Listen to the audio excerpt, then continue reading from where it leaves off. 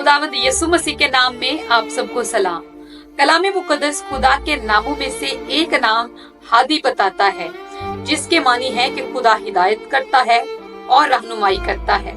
ज़बूर 48 उसके 14वीं आयत मुकद्दसा में लिखा है, क्योंकि यही खुदा अब्दुल आबाद हमारा खुदा है, यही मौत तक हमारा हादी रहेगा।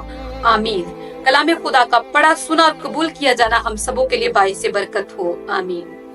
मेरे अजीजों, कलाम खुदा खुदा को हिदायत करने वाला यानी हादी बयान करता है। ऐसा खुदा जो हमारी हिदायत करे, जो हमारी रहनुमाई करे, जो हमारा रहबर और हमारा पेशवा हो।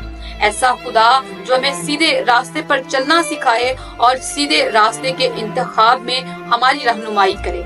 ज़बूर 32 में लिखा है, खुदा बयान करता है, मैं तुझे तालीम दूंगा कि तुझे किस राह पर चलना है। और बेशक जो अपनी जिंदगी में खुदा का तलबगार हो जाता है, खुदा हादी बनकर उसकी हिदायत करता है।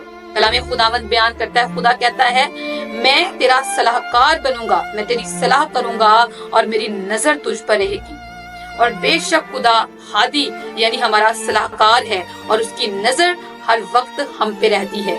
अमसाल की किताब में लिखा है, अपनी सब राहों में उसको पहचान और वो तेरी रहनुमाई करेगा।